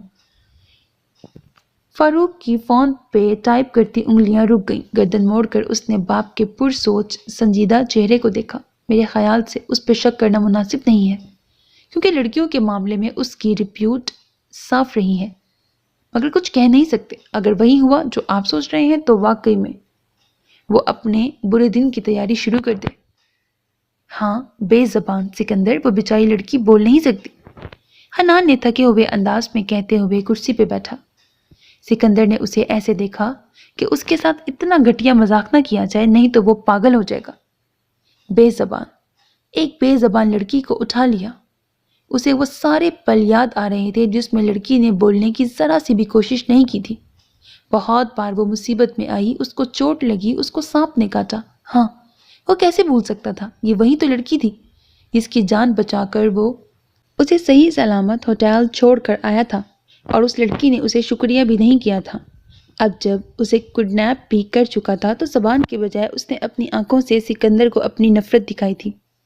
سر تھام کر اس نے گہرا سانس لیا۔ یہ کیا ہو گیا اس سے؟ اسے کسی طرح اپنے اندر ہسٹرک ہوئے بیسٹ کو روکنا تھا۔ مڑ کر کیبنٹ کو دیکھا تو ادھر جانے لگا تو اسے روک دیا گیا۔ سکندر، اس وقت شراب پینا مسئلہ کا حل نہیں ہے، میری بات مان جاؤ، رمشا مجھے دے دو۔ تم نے تو کبھی لڑکیوں میں دلچسپی نہیں لی، تمہارا ہی تو کہنا تھا کہ کوئی عورت تمہیں خوشی نہیں دے سکتی سوائے بخت کے۔ یہ تو پھر بھی بے زبان لڑکی ہے، یہ تمہیں کیا دے سکتی ہے؟ اس کی بات سن کر سکندر پھٹ پڑا۔ ٹیبل کو زور سے ٹوکر مارتے ہوئے اس نے دھاڑ کر کہا تھا، مت کہو اسے بے زبان، نہیں دوں گا اب میں کسی کو بھی، وہ میری ہے، صرف میری۔ حنان، یہاں سے چلے جاؤ، تمہیں یہ تبھی مل سکتی ہے جب تم ادھر اس سینے پہ گولیوں کی بوچھاڑ کرو گے۔ بریکٹ، اس نے زور سے اپنے سینے پہ ہاتھ مارا۔ مجھے ختم کرو گے تبھی وہ تمہیں مل سکے گی، سمجھے؟ وہ اب اس گھر کی مالکن ہے، بے زبان ہے تو کیا ہوا، مجھے پیاری ہے، اور سکندر کو جو چیز پیاری ہو جائے وہ عام نہیں رہتی۔ کیا کروں گا میں اس کا؟ تا عمر اس کی عزت اور احترام کے ساتھ اس کی حفاظت کروں گا، اس سے محبت کروں گا۔ نذیر، نذیر۔ نذیر تو سکندر کے بلاوے کا ہی منتظر تھا، جھٹ دروازہ کھول کر اندر آیا۔ جی سر۔ مولوی صاحب کو فوراً بلاؤ اور صدیقہ کو بولو عروسی جوڑا کا انتظام کرے اور کچھ تیاری کرو، آج تمہارے بھائی کا نکاح ہے۔ حنان نے غصے سے مٹھیاں بھینچ لیں۔ سکندر، تم پاگل ہو گئے ہو؟ سکندر نے سرخ نگاہوں سے اسے تکتے ہوئے گہرا سانس لے کر خود کو جلد ہی نارمل کیا۔ وہ ایسا ہی تھا، تھوڑی دیر وہ کسی بھڑکتے ہوئے جانور سے کم نہیں لگ رہا تھا، اور اب ٹھنڈے مزاج کے آدمی کے روپ میں بدلتا وہ نرم لہجے میں بولا، اس کے لیے کہہ رہے ہو تو ہاں، میں پاگل ہوں۔ میرے نکاح کا گواہ بننا ہے تو مجھے خوشی ہوگی، نہیں تو چلے جاؤ یہاں سے۔ فیملی کو ٹھنڈا کرو اور خود بھی شادی کر کے اپنی شادی میں آگے بڑھو۔ رمشا کی واپسی کا کوئی چانس نہیں ہے، تم غلطی کر رہے ہو۔ حنان کو آخر میں دھارنا پڑا، میں جو بھی کر رہا ہوں زندگی میں پہلی دفعہ اپنے دل کی کر رہا ہوں۔ اب کی بار حنان بالکل ٹھنڈا پڑ گیا۔ یہ لفظ اس کے لیے ٹھنڈے پانی کی طرح ثابت ہوئے تھے۔ زندگی میں پہلی دفعہ تو نہیں، دوسری دفعہ بھی کہہ سکتے ہیں، مگر مجھے پتا ہے اس دل کے فیصلے میں پچھتاؤں گا نہیں جس طرح 13 سال پہلے پچھتایا تھا۔ یہ لڑکی مجھے ٹھوکر نہیں مارے گی جس طرح اس ملک کے رکھوالوں سمیت پوری قوم نے مجھ پر ٹھوکر ماری تھی، اور ایسی ماری تھی کہ اس دن شیرو مر گیا تھا اور سکندر حدید پیدا ہوا تھا۔ سکندر پلیز ماضی کو بھول جاؤ، اس میں تمہارا قصور۔ مگر سکندر نے اس کی بات کاٹی، میں بھول نہیں سکتا، بہتر ہے مجھے بھولنے کا نہ ہی کہو۔ خیر، میری سویٹ ہارٹ میرا انتظار کر رہی ہوگی، چلتا ہوں۔ اتنا کہہ کر وہ داڑھی پہ ہاتھ پھیرتا ہوا چل پڑا۔ شیرو دنیا کے لیے مر گیا ہے، مگر میرے لیے وہی شیرو اور اس کی اچھائیاں ابھی بھی زندہ ہیں، دل میں حنان کہتے ہوئے وہاں سے چل پڑا تھا۔ کمرہ اس کے مطابق صاف ستھرا تھا، کمرے کی کھڑکیاں بھی کھلی ہوئی تھیں، سورج کی روشنی کمرے میں آ رہی تھی، ٹرے ویسی کی ویسی ٹھنڈی پڑ رہی تھی اور رمشا وہ شاید اس وقت واش روم میں تھی۔ سکندر کمرے میں ٹہلتے ہوئے اس کے باہر آنے کا انتظار کرنے لگا۔ چل کر اس نے انٹرکام اٹھایا، ملازم کو نئی ٹرے لانے کو کہا اور دوسری واپس لے کر جانے کو۔ اتنا کہہ کر اس نے اپنا فون نکالا اور کسی کا نمبر ملا کر کانوں سے لگایا۔ بھا بول رہا ہوں، بخت کیسی ہے؟ ہاں بھا بول رہا ہوں، بخت کیسی ہے؟ بریکٹ خبر سن کر اس نے دل میں شکر الحمدللہ کہا۔ ہاسپٹل کا ماحول میں اس کو کسی قسم کا سٹریس نہیں ملنا چاہیے۔ مجھے بلا رہی ہیں، اس کو کہنا میں شام تک آ جاؤں گا، تب تک آرام کرے۔ ڈسچارج میری مرضی پہ کروایا جائے گا، زیادہ دن تو اسے ہاسپٹل رکھوں گا نہیں، آتا ہوں تو بتاتا ہوں۔ اوکے، اللہ حافظ۔ واش روم کا دروازہ ایک دم کھلا تو وہ لڑکی باہر آئی، اس کا چہرہ دھلا ہوا، آنکھیں حسب توقع سرخ، دوپٹہ نماز کے سٹائل میں باندھا ہوا تھا۔ سکندر نے سر تاپا دیکھتے اس کی طرف سے نظریں پھیر لیں۔ کہا تھا کہ ٹرے خالی ملنی چاہیے، مگر واقعی ڈھیٹ ہڈی ہیں آپ، میری طرح اپنے دل کی کرو گی ہمیشہ۔ رمشا خاموشی سے اسے دیکھتے ہوئے سامنے ٹیبل پہ پڑے کاغذ کی طرف اشارہ کرنے لگی۔ سکندر نے اس کے اشارے پہ کاغذ کی طرف دیکھا۔ پڑھ چکا ہوں، کمرے میں آنے سے پہلے ہی مجھے پتا چل گیا تھا کہ تم بول نہیں سکتی اور تمہارا نام رمشا ہے، ڈی ایس پی رؤف امجد کی بیٹی ہو۔ رمشا خوبصورت نام ہے، بالکل تمہارے چہرے کی طرح۔ رمشا نے مٹھیاں بھینچ لیں اور غصے سے اس نے نگاہیں ہی موڑ لیں۔ غصہ ہی آ سکتا تھا، مگر سکندر کی نظروں میں ایک چیز اس نے واضح محسوس کی تھی، اس میں وبا کی ہرگز نہیں تھی، ایک احترام تھا، نرمی تھی، جنون بھی کہہ سکتے ہیں، مگر غلاظت نہ تھی۔ I am sorry. اب کی بار رمشا ساکت ہو گئی۔ میں نے تمہیں کڈنیپ اس لیے نہیں کیا کہ میں نے تمہارے گھر والوں سے بدلہ لینا تھا یا مجھے کسی قسم کی ہوس تھی، ایسا کبھی مر کر بھی نہیں سوچنا۔ ہاں یہ کہہ سکتے ہیں بدلہ ضرور لینا تھا، اور تمہارے بجائے میں تمہاری کزن اینا کو کڈنیپ کرنے والا تھا۔ بریکٹ اب کی بار رمشا کو لگا اس کا دل بند ہو جائے گا، مگر پھر وہی اندر کا بچا کچا ضمیر نے روکا کہ میں چاہے قاتل ہوں، شرابی ہوں، ڈرگ مافیا ہوں، گنڈا ہوں، ظالم ہوں، جو بھی ہوں، مگر میں عورت کی عزت کے ساتھ کھیلنے والا نہیں ہوں۔ جانے ہی والا تھا کہ میری نظر تم پر پڑ گئی، تیسری بار تمہیں دیکھا تھا، دل نے دغا بازی کر دی، تمہیں خود سے دستبردار نہیں کر سکتا تھا اور تمہیں اٹھا لے آیا۔ مجھے نہیں پتا تھا تم بے زبان ہو۔ رمشا نے اپنی آنکھیں زور سے بھینچ لیں۔ مگر اس سے مجھے کوئی فرق نہیں پڑتا، میں تم سے شادی کرنا چاہتا ہوں۔ رمشا کو لگا اب تو اس کا سانس لینا مشکل ہو گیا۔ اس نے مڑ کر سکندر کو نہیں دیکھا تھا، اور تمہیں حاصل کرنے سے مجھے کوئی روک نہیں سکتا۔ اس سے بہتر ہے تم اپنے سب گھر والوں کو بھول جاؤ، اب تمہاری زندگی میں ہوں اور میری بھانجی بخت۔ کسی خواب سے کھینچ کر بے رحم دنیا میں پٹکنا کوئی سکندر سے سیکھے۔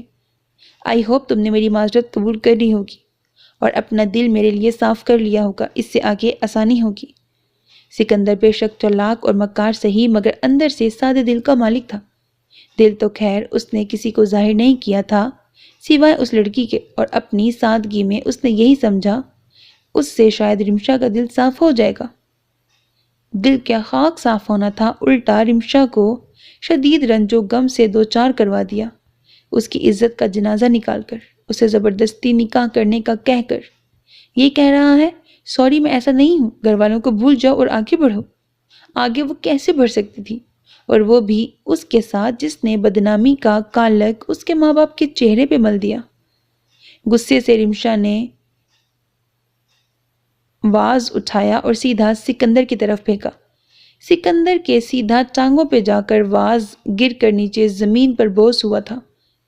لگی تو سکندر کو بڑی زور سے تھی، مگر اس کا دھیان رمشا کی طرف تھا جو کہ آگے بڑھ کر سامنے ٹیبل پہ پڑا بلیک مارکر اٹھانے لگی۔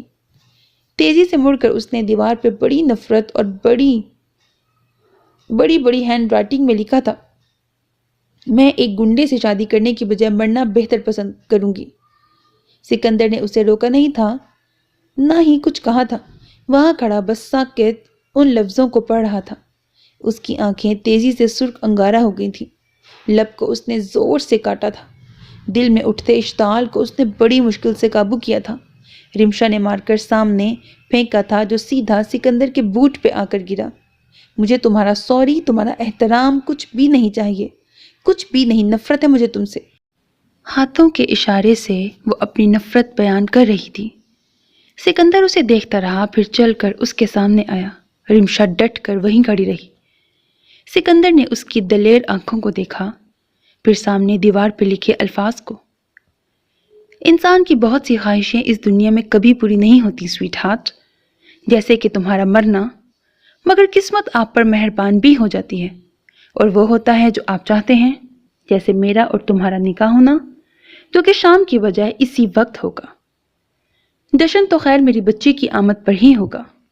اس کے ماما بلاخر اس کی خواہش پوری کر رہے ہیں۔ اب میں دل کی نہیں، اپنی بھانجی کی محبت میں تم سے شادی کروں گا۔ خیر، کھانا تو اب میں تمہیں کھلاؤں گا، تمہارا شوہر بن کر۔ اس طرح کھلانا نہ تمہیں زیب دے گا، نہ ہی اس کمبخت ضمیر کو۔ چلتا ہوں، تیار رہنا۔ رمشا نے چہرہ تھام کر جو خود پر ضبط کیا تھا، وہی ضبط کو توڑتے ہوئے وہ پھوٹ پھوٹ کر رو پڑی تھی۔ اس کی سسکیاں کمرے میں بخوبی سنائی دے رہی تھیں۔ میں بہت بڑا گناہ کیا۔ اب یہ بہت اٹک کے بول رہی ہے، مجھ سے اتنا فمبل نہیں کیا جائے گا۔ مطلب وہ یوں کہہ رہی ہے کہ میں نے بہت بڑا گناہ کیا اللہ، سکندر سے محبت کر کے بہت بڑا گناہ۔ میں نے کیوں اس سے، آپ سے اس کو مانگا؟ ٹھیک ہے، یہ لائک اللہ تعالیٰ سے کہہ رہی ہے۔ وہ روتے ہوئے کہے جا رہی تھی، گلے میں تکلیف بڑھ رہی تھی مگر دل کی تکلیف سے زیادہ نہیں، کہ وہ بولتی نہ۔ اللہ، وہ اتنا کہہ کر زمین کے بل بیٹھ گئی۔ اسے میری نظروں میں برا کیوں کرنا تھا؟ وہ تو میرا محافظ تھا۔ روتے ہوئے اسے سمجھ نہیں آئی کہ اس نے الفاظ کی ادائیگی بڑے آرام اور آسانی سے کی تھی۔ امی ابو مجھے معاف کر دیں، اس نے دل پہ ہاتھ رکھتے ہوئے روتے ہوئے کہا تھا۔ آپ کی رمشا نے آپ کو تنگ کیا ہے، اس نے ہچکی لیتے ہوئے کہا۔ کیا کروں میں؟ آخر کیا کرے گی وہ؟ مان جائے گی یا بھاگنے کا راستہ تلاش کرے گی؟ ہاں، وہ بھاگ سکتی ہے۔ کوشش اور اللہ پر بھروسہ رکھے تو کچھ بھی ہو سکتا ہے۔ آنسو پوچھتے ہوئے اس نے کھلی کھڑکی کو دیکھا جہاں ٹیرس کا راستہ تھا۔ جس پر آپ کو شک ہے اس کی لسٹ مجھے فوراً تھمائیں بھیا، میں ان سب کی جان لے لوں گا۔ تمہارا دماغ خراب ہو گیا ہے حداد؟ کیا کرو گے تم رات کے ٹائم سب کو جاگنے کے باوجود، گارڈز کی موجودگی کے باوجود؟ وہ خبیث بڑے آرام سے ہماری بچی کو اٹھا کر لے گیا، تم بھی کمرے میں بند تھے لیکن اٹھے ہوئے تھے۔ کچھ کر سکے؟ نہیں نا، تو اب کیا کرو گے؟ ہمیشہ کی طرح کمرے میں بند رہو؟ روف سارا بلیم مجھ پر اور تم پر لگا کر چلا گیا، اور اب آپ صاحب بہادر کو جوش چڑھ گیا ہے۔ جمال عظیم سٹک کو ٹیبل پہ پھینکتے ہوئے خاص سے جلال میں لگ رہے تھے۔ جمال بس کرو، کیوں اسے کچھ کہہ رہے ہو؟ اس بیچارے کا کیا قصور ہے؟ یہ بیمار تھا۔ امی بس کر دیں، بیماری کا کہہ کر ان صاحب بہادر کو سر پہ چڑھا دیا ہے۔ اگر اتنا بیمار تھا تو ہاسپٹل میں مستقل طور پہ رکھ دیتے اس کو، یا مینٹلی مسئلہ تھا تو پاگل خانے میں تھا تو پاگل خانہ بھی تھا۔ میں زیادہ جذباتی ہو جاتی ہوں۔ یہی پاس میں، مگر آپ نے کہا نظروں کے سامنے رہے گا۔ ان 14 سالوں میں اس نے کوئی ڈھنگ کی شکل بھی دکھائی ہے؟ بھیا، مجھے ڈسکس کرنے سے بہتر ہے آپ سب رمشا کی فکر کریں۔ وہ غصے سے چلایا تھا کہ جمال عظیم نے اس کی بات کاٹی۔ ہم کر رہے ہیں اس کی فکر، تم جو اپنا کام کر رہے ہو وہ کرو، کمرے میں بند ہو جاؤ، اپنا غم بیٹھ کر مناؤ۔ امی اس کی وجہ سے وہ بچی بے زبان ہوئی۔ حداد کو لگا کسی نے کوڑے بڑی زور سے اس کے دل پہ مارے ہوں۔ اور اسی کی وجہ سے وہ معصوم بچی اغوا ہو گئی جو ہماری منتوں ترلوں کرنے کے بعد آئی تھی، مگر انصاف کو تو اس بچی کی خوشیاں راز نہیں ہیں۔ جمال بس کر دو حداد، میرے پاس یہاں آؤ۔ ماں تڑپ کر اٹھتے ہوئے بڑے بیٹے کو روکتی چھوٹے کے پاس آئی۔ نہیں بولنے دے امی انہیں، صحیح تو کہہ رہے ہیں یہ۔ سرخ نمی سے بھری آنکھوں میں دیکھتے ہوئے وہ کرب سے بولا تھا۔ حداد اس کی بات کو سیریس نہیں لینا بیٹا، ابھی پریشان ہے نا بھائی، چلو میرے ساتھ آؤ۔ امی میں پاگل نہیں ہوں جو اس بات پر سب کا حشر کر دوں گا۔ اسی بات نے تو میری آنکھیں کھولی ہیں، رمشا کا مجرم میں ہوں اور رمشا کو لاؤں گا بھی میں۔ تھینکس بھیا، اب جب تک رمشا اس گھر میں بحفاظت نہیں آ جاتی تب تک اس گھر کے دروازے میرے لیے بند ہیں، چلتا ہوں۔ جمال عظیم کو اس بات پر جھٹکا لگا، ماں تو گویا پاگل ہو اٹھی۔ حداد میری بات سنو، حداد، ارے کوئی میرے بچے کو روکو، جمال بھائی کو روکو۔ حداد تیز تیز قدم اٹھاتا مین دروازے کی طرف آیا۔ نظروں کے سامنے اس نے دیوار کے ساتھ لگی کی چین، سیٹ پہ لگی گاڑیوں کی چابیوں کو بڑی عجیب نظروں سے دیکھا تھا۔ نظروں کے سامنے وہ کلا بازی کھاتی گاڑی اس کے سامنے سے گزر رہی تھی۔ رمشا کی معصوم سسکیاں اس کے کانوں میں گونج رہی تھیں۔ اس نے تیزی سے دماغ کو جھٹکا اور جھٹ سے چابی سٹینڈ سے نکالی اور نکل پڑا۔ گیٹ کھولو، سامنے کھڑے گارڈ کو کہہ کر اس نے سفید گاڑی کا دروازہ کھولا۔ حداد میری بات سنو حداد، چاچو رک جائیں۔ اینا باپ کی سائڈ سے گزرتی اس کے پاس آئی جو گاڑی میں بیٹھ چکا تھا۔ اینا نے شیشے پہ ہاتھ مارتے ہوئے کہا، چاچو جذباتی مت ہوئیے، باہر نکلیں، چاچو ہمیں آپ کی ضرورت ہے۔ حداد نے بے بسی سے اسے ایک نظر دیکھا، پھر اس نے گاڑی سٹارٹ کر دی۔ چاچو پلیز نکلیں گاڑی سے۔ گارڈز نے گیٹ نہیں کھولا تھا۔ حداد کو گاڑی کا ہارن زور سے بجانا پڑا۔ چاچو پپو ہسپتال میں ہے، مشی غائب ہے، سارے پریشان ہیں، دادو بیمار ہیں، آپ ایسے نہیں کر سکتے، ہمیں۔ حداد نے گاڑی کا سٹیئرنگ تھام کر گاڑی پیچھے کی۔ جمال عظیم نے تھکے ہوئے انداز میں کہا، کھول دو گیٹ۔ انہیں پتہ چل گیا تھا کہ وہ ابھی کسی کی بات نہیں سنے گا۔ اینا پیچھے ہو جاؤ۔ چاچو، حداد نے گاڑی تیزی سے پیچھے موڑتے ہوئے انہیں دیکھا نہیں تھا، اگر وہ انہیں دیکھتا تو وہ کمزور پڑ جاتا۔ لمبا گہرا سانس لیتے ہوئے وہ گاڑی سٹریٹ میں لے آیا اور ہمت کر کے اس نے گاڑی آگے بڑھائی۔ بھا، 4 ریسٹورنٹ تو کمال کے چل رہے ہیں، آپ کے کوئی گڑبڑ نہیں؟ بس ایک میں مسئلہ یہ ہو رہا ہے کہ وہاں بار بار پولیس کا چکر آئے دن لگ رہا ہے۔ دوسرا سنا ہے کہ آپ کے ہوٹل اور پلازے کی سٹاف آئے دن چھوٹی سے چھوٹی بات پر فساد پھیلا رہی ہے۔ آپ کی دھمکی بھی دی گئی، مگر پتہ نہیں ان سب کو کیا ہو گیا ہے۔ اس کی بات سن کر سکندر نے تیزی سے کہا، میرا اس وقت دماغ خراب مت کرو، یہ سب کچھ اپنے کالے دھندے کو چھپانے کے لیے کھولے تھے، تو اس کی ذمہ داری بھی میں نے کسی پہ تھوپی تھی، کہاں دفعہ ہے وہ؟ ایم ڈی صاحب سے میری ملاقات کرا دو، کام صحیح سے کر رہا ہے تو ٹھیک ہے، نہیں تو اشر بھی ہے، آج نوکری کے لیے مارا مارا گھوم رہا ہے۔ خیر، ریسٹورنٹ کی تفصیل بتاؤ اور کون سا پولیس والا چیکنگ کر رہا ہے؟ سگریٹ کا آخری کش لے کر اس نے سامنے پڑی ایش ٹرے میں سگریٹ مس لی، پھر مڑ کر وہ اپنی بات جاری کرنے لگا کہ اسے دور ہی وہ گلابی آنچل نظر آیا، پتہ نہیں شاید اسے لگ رہا تھا۔ جی سر۔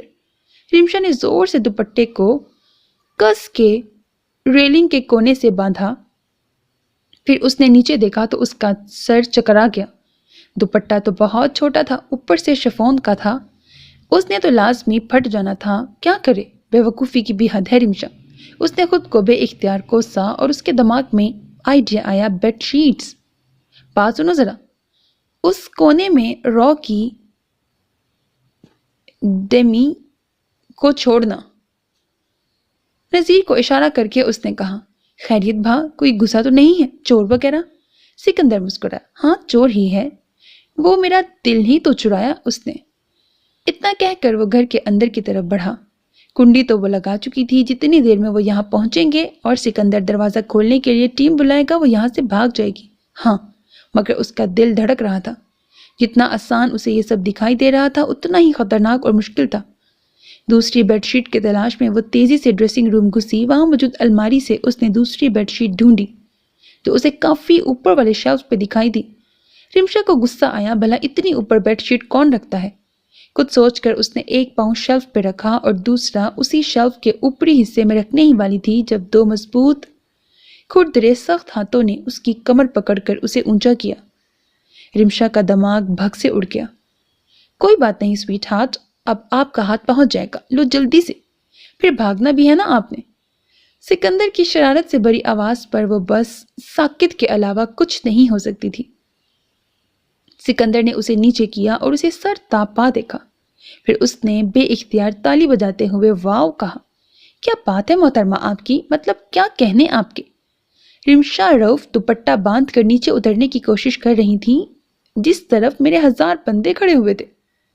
وہ کہتے ہوئے ایک دم چپ ہو گیا، ورنہ اس نے کہتے ہی غصے سے پاگل ہو جانا تھا۔ اپنے مزاج کا اچھی طرح پتہ تھا۔ رمشا نے سر اٹھایا نہیں تھا، بس مٹھیاں بھینچ لی تھیں، اتنی زور سے کہ انگلیاں اور ہاتھ یکدم سفید ہونا شروع ہو گئے تھے۔ میں آلریڈی بہت سے لوگوں کو مار چکا ہوں، مگر تم کیوں چاہتی ہو میں اپنی ہی بندوں کو مار دوں؟ یہ، اس نے رمشا کے سراپے کی طرف اشارہ کیا، میری نظروں کے لیے ہے، انگلش میں فار مائی آئیز اونلی۔ اب کی بار رمشا نے غصے سے سر اٹھا کر اسے دیکھا۔ سکندر اس طرف چلتا ٹیرس کی طرف آیا۔ کتے کھول دیے گئے تھے اور وہ بھونکنے کی بجائے چپ چاپ اس جگہ ارد گرد منڈلا رہے تھے۔ سکندر نے آنچل ریلنگ سے نکالا اور ٹیرس کا دروازہ بند کر کے اس طرف آیا جہاں رمشا دروازہ کھول کر باہر کی طرف بھاگ رہی تھی۔ سکندر پھرتی سے اس کے پاس آیا اور اس کا بازو پکڑا۔ اب کی بار رمشا اپنا بازو اس کی گرفت سے نکالنے کی بھرپور کوشش کرنے لگی۔ اسے نہیں کرنا نکاح، اسے سکندر کے ساتھ نہیں رہنا۔ بھاڑ میں گئی ایسی فینٹیسی، لعنت ہو ایسی فینٹیسی پر جس نے اس کے ماں باپ کا سکھ چین چھین لیا ہو، ان کی عزت کو رون دیا ہو۔ چھڑواتے ہوئے اس کی آنکھوں سے چھلکتے آنسو بے قابو ہو گئے تھے۔ پیچھے مڑنا لا حاصل ہے رمشا، ساری کشتیاں جل چکی ہیں، اب آگے دیکھو، آگے تمہارا سکندر ہے۔ سکندر نے اس کو بازوؤں میں لے کر اس کو کنٹرول کرنے کی بھرپور کوشش کی۔ رمشا نے اس کی بات پر زوردار تھپڑ سکندر کے منہ پہ مارا۔ سکندر ایک دم ٹھہر گیا، مگر اس نے رمشا کے گرد گرفت ڈھیلی نہیں کی تھی۔ یہ کشتیاں تم نے جلائی ہیں سکندر، تم نے۔ کیوں؟ آخر کیا بگاڑا تھا میں نے تمہارا؟ وہ بے زبان لڑکی اس کا گریبان پکڑے آنکھوں سے کہہ رہی تھی کہ کیوں کیا ایسا، کیوں؟ سکندر نے دوپٹہ اس کے سر پہ اڑا کر اسے سنبھالا اور اسے بستر پہ بٹھایا۔ تھوڑی دیر کے لیے آرام کر لو، پھر اس بارے میں بات کرتے ہیں۔ اتنا کہہ کر وہ اٹھ کھڑا ہوا اور کمرے سے نکل گیا۔ سائن کرو اس پہ۔ سکندر نے گن ٹیبل پہ رکھتے ہوئے سامنے پڑے نکاح نامے کی طرف اشارہ کیا۔ رمشا، جس نے اپنے گرد بازو لپیٹے ہوئے تھے، سرخ نظروں سے اس کے خوبصورت چہرے کو دیکھتے ہوئے نفی میں سہ ہلایا۔ بہت شوق ہے تمہیں مرنے کا، جو کہہ رہا ہوں وہ کرو۔ وہ دھاڑتے ہوئے ٹیبل پہ ہاتھ مارتے ہوئے بولا۔ مقصد اسے ڈرانے کا تھا، ورنہ شروع میں وہ اس کے ساتھ سرد لہجہ استعمال کر رہا تھا۔ اب کی بار رمشا نے سر اسپات میں ہلایا اور گن اٹھا کر اسے دی، مطلب کہ کہہ رہی تھی چلاؤ گولی، وہ نہیں کرے گی سائن۔ سکندر اسے دیکھتا رہا، پھر اس کے چہرے پہ مسکراہٹ آئی، عجیب مسکراہٹ۔ ڈیرنگ ہو خاصی، موت سے خوف نہیں آتا، نائس، ویری نائس، ماننا پڑے گا ڈی ایس پی کی جو بیٹی ہو۔ اس کی تیز نظروں کی تاب نہ لا سکی اور نظریں پھر گئی۔ اس سے گن لینے کی بجائے اس کی کلائی پکڑ کر گھسیٹتا اس کا چہرہ اپنے قریب کرتے ہوئے گن اس سے لی اور اس کے گال پہ تانی۔ رمشا کا دل رک گیا، وہ کیا اسے مار دے گا؟ ہاں، اس ذلت سے اچھا ہے وہ اسے مار دے۔ سکندر اس کے غصے سے سرخ چہرے کو دیکھتے ہوئے بولا، کیا ہوا، ڈر لگ رہا ہے؟ بیچاری، ایک تو بے بس ہو، اوپر سے گونگی، دل میں تو خوب گالیاں دے رہی ہوگی۔ ہائے تمہاری اس بریکٹ نال سیدھا گردن پہ لے کر گیا، خوبصورت آواز سے تو میں محروم رہ گیا۔ رمشا نے اپنی کلائی جھٹکنے کی بھرپور کوشش کی، مگر سکندر کے فولادی شکنجے سے نکلنا آسان کہاں تھا۔ آخری بار کہہ رہا ہوں لڑکی، سائن کرو، ورنہ ساری زندگی کا رونا ہوگا۔ اپنے آپ سے نگاہ ملانے کے قابل نہیں چھوڑوں گا تمہیں۔ اس کی سرد آواز نے رمشا کو ساکت چھوڑ دیا۔ سکندر اس کے چہرے کے مزید قریب ہو گیا کہ رمشا تیزی سے آنکھیں کھول کر اٹھی۔ تیزی سے سانس لیتے ہوئے اس نے اطراف کا جائزہ لیا۔ کمرے میں اندھیرا تھا، اس کا چہرہ پسینے سے بھرا ہوا تھا۔ چہرے کو ہاتھ لگاتے ہوئے اس نے خود کو یقین دلایا جو ابھی دیکھ رہی تھی وہ خواب تھا۔ ہاں، خواب۔ سکندر اتنا گر نہیں سکتا، وہ ایسا نہیں کرے گا۔ ہاں مگر وہ ہے کہاں؟ وہ تو کہہ رہا تھا نکاح ہوگا۔ وہ اپنے گرد کمبل ہٹا کر اٹھی۔ اس نے پیر فلور پہ رکھے بالوں کو پیچھے کر کے اس نے محسوس کیا دوپٹہ اس کے گلے میں تھا۔ ہاتھ بڑھا کر سائڈ ٹیبل سے لیمپ کا بٹن تلاش کیا اور 2 منٹ میں بٹن مل گیا۔ ہلکی سی روشنی کمرے میں آئی تو اس نے سامنے وال کلاک کی طرف دیکھا جہاں رات کے 8 بج رہے تھے۔ اس کا منہ حیرت سے کھل گیا۔ وہ اتنی دیر سوتی رہی، اسے یقین نہیں آ رہا تھا۔ بستر سے اٹھ کر وہ دروازے کی طرف آئی، ہینڈل کو کھول کر آہستگی سے پکڑ کر اس نے دروازے کو احتیاط سے کھولا۔ تم کمینوں نے کیوں اسے بتایا؟ اب دیکھ لو، مجھ سے پوچھ کر مجھے ہلکان کر دیا ہے کہ وہ اس لڑکی سے ملنا چاہتی ہے، اور وہ محترمہ ابھی مان نہیں رہی، اور تم لوگوں کو پہلے ہی شوق تھا ڈھنڈورا پیٹنے کا۔ ہمیں معاف کر دیں۔ بخت بی بی نے مالکن کا لہنگا دیکھ لیا تھا تو وہ سمجھی ان کا لہنگا ہے۔ جب انہوں نے دیکھا کہ وہ لہنگا ان کا نہیں ہے تو سکندر نے اس کی بات درستگی سے کاٹی۔ بس کوئی صفائی مت دو مجھے، اپنی شکلیں گم کرو سب، صبح سے سر گھمایا ہوا ہے میرا۔ صاحب جی، بخت بی بی آپ کو بلا رہی ہیں، کہتی ہیں ماما سوپ پلائیں گے۔ ایک تو یہ بخت پتہ نہیں کب بڑی ہوگی، اس کو بولو میں آ رہا ہوں۔ رمشا کو اس کی آوازیں نیچے کی طرف سنائی دے رہی تھیں۔ گولائی کی سیڑھیوں کی طرف آتے اس نے محسوس کیا کہ سکندر اس طرف آ رہا ہے۔ پہلے تو اس نے سوچا کہ اندر بھاگ جائے، مگر ہمت کر کے وہیں کھڑی رہی، یہاں تک کہ سکندر اوپر پہنچ گیا اور اسے دیکھ کر رک گیا۔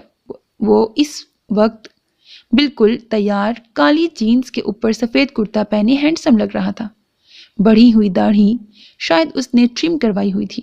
اسے دیکھ کر سکندر کے چہرے پہ ہلکی سی مسکراہٹ آئی۔ اٹھ گئی؟ فریش فیل کر رہی ہو نا؟ کپڑے ابھی کچھ دیر میں تمہاری الماری میں سیٹ کر دیے جائیں گے تو تیار ہو جانا۔ رمشا نے آگے سے کوئی رد عمل نہیں دکھایا، بس خاموشی سے اسے دیکھتے نظر گھما لی۔ دل ہی دل میں کتنی دفعہ کوس چکی ہو۔ خیر آؤ تمہیں اپنی بھانجی سے ملواتا ہوں، سمجھو تمہاری نند ہی ہے، نندوں والا سلوک کرے تو مائنڈ مت کرنا۔ اس نے اس کا ہاتھ پکڑنا چاہا کہ رمشا ہاتھ پیچھے کر چکی تھی۔ اوکے یار، نہیں پکڑتا ہاتھ، یہ دیکھو ہاتھ اوپر کر چکا ہوں۔ اس نے ہاتھ سرنڈر کرنے کے انداز میں اٹھائے۔ رمشا نے آنکھیں بند کی۔ ویسے لکی ہو، ایک تم ہو اور دوسری بخت جس سے میں نرمی سے پیش آتا ہوں۔ آؤ، وہ سامنے اسی کا کمرہ ہے۔ وہ چل پڑا تو رمشا نہ چاہتے ہوئے بھی اس کے پیچھے آئی۔ کیا پتا اس بھانجی سے کوئی بات کر کے دیکھے تو سکندر اسے واپس بھیج سکتا ہے، مگر اس کی یہ سب سے بڑی غلط فہمی تھی کہ ایسا ہو جانا تھا۔ So میرے عزیز listeners, this was the end of episode 4 of the novel Karbon Tivaram. Hope that you like it. اپنا بہت خیال رکھیے گا نیک تمناؤں کے ساتھ۔ اللہ حافظ. And don't forget to subscribe to my channel because that's how you can encourage me.